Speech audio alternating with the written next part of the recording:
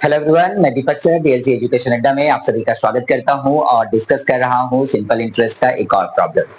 तो चलिए इस क्वेश्चन को पहले देखते हैं। A weaver cooperative society take a loan.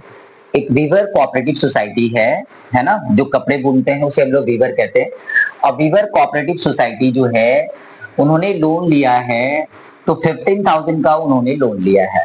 कब लोन लिया है? जब वो लोग एक पावर लूम मशीन खरीद रहे थे। तो a weaver cooperative society take a loan of rupees 15,000 at the time of buying a power loom. ठीक है, एक सोसाइटी है जो वीवर सोसाइटी है, कपड़े बुनती है, उसकी सोसाइटी है। तो एक पावर लूम जब लिया जा रहा था तब उन्होंने 15,000 रुपया का लोन लिया।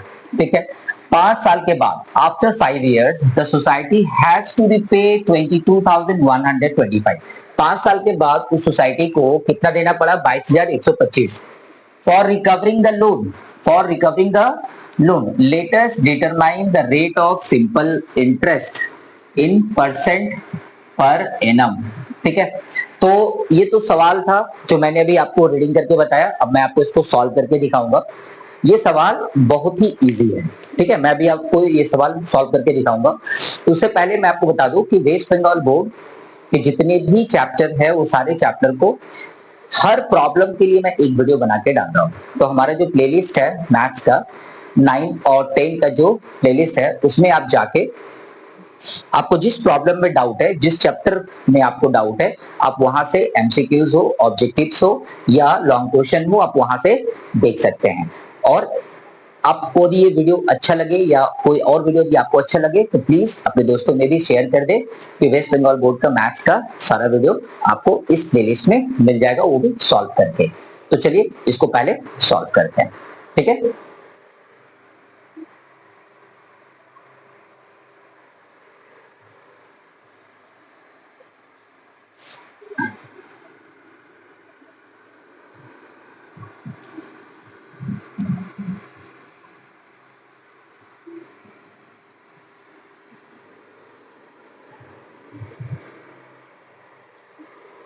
तो आपने क्या देखा कि एक वीवर सोसाइटी ने 15,000 का लोन लिया है, 5 साल के लिए लोन लिया है। एक चीज मिसिंग है, वो है रेट ऑफ इंटरेस्ट। तो रेट ऑफ इंटरेस्ट तो मालूम ही नहीं है, तो चलिए कैसे निकालेंगे सो समझते हैं। एक वीवर सोसाइटी ने लोन लिया है कितना? 15,000। तो भाई 15,000 तो उसे रीपे करना ही पड़ेगा, क्योंकि 15,000 जो आपने लोन लिया वो रीपे करना पड़ेगा। लेकिन आप एक चीज और सोचिए, इस 15,000 के ऊपर में आपको क्या देना पड़ेगा? रेट ऑफ इंटरेस्ट देना पड़ेगा, जो कि आपको मालूम नहीं है। तो आर परसेंट मतलब आर बाय 100। मैंने आर क्या किया? लेट कर लिया है। लेट कर लिया कि उसका जो रेट ऑफ इंटरेस्ट है, रेट ऑफ इंटरेस्ट मतलब ब्याज का दर, रेट ऑफ इंटरेस्ट जो है मैंने आर परसेंट पर एनम के हिसाब से मान लिया है। और आर परसेंट को मैं लिख सकता हूं आर बाय 100 पर एनम।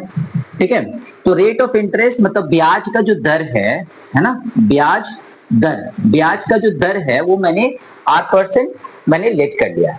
तो इसके ऊपर में 5 इयर्स का तो इंटरेस्ट देना होगा। तो मैं मिडिल ब्रैकेट नहीं यूज करता हूं, स्मॉल ब्रैकेट ही यूज कर लेता हूं। तो 15,000 प्लस 15,000 के ऊपर इंटरेस्ट, ये दोनों चीजें आपको देनी होगी या उस वेवर सोसाइटी को देना होगा। यदि कोई लोन लेता है कहीं से भी तो उसे पहले प्रिंसिपल देना पड़ता है और साथ में क्या देना पड़ता है? इंटरेस्ट देना पड़ता है। तो प्रिंसिपल और इंटरेस्ट इज इक्वल टू क्या हो जाएगा? उसका अमाउंट हो जाएगा, उसने कितना चुकता किया। तो 22,125 रुपीज उसने चुकता किया है ना। तो principal plus interest is equal to 22,125 उसने क्या किया है? रीपे किया। रीपे मतलब होता है चुकता करना। ठीक है, या पैसा देकर उन्होंने अपना लोन क्लियर किया। तो सबसे पहले हमारा क्या होगा? ये जो 15,000 है इसके ऊपर में आर बाय 100 इंटू 5 इधर रहने देते हैं और जो 15,000 है उसको उठा के साइड ले जाते हैं। तो 22,125 में 15,000 पहले माइनस कर देंगे, यानी कि 7,125 वो एज ए इंटरेस्ट पे किया है। और यहां से ये 2 जीरो कट कर देंगे। तो अब हमारे पास कितना आ गया? 15 5 75 और 1 0 और इंटू में आर विच इज 7125। अब क्या करना है? आर को इधर ही रखना है ना। आर को इधर ही रखना है और 7125 डिवाइडेड बाय 750। अब आपको क्या करना है, इससे डिवाइड दे देना है। तो डिवाइड देंगे तो देखेंगे रेट ऑफ इंटरेस्ट हमारा कितना आता है।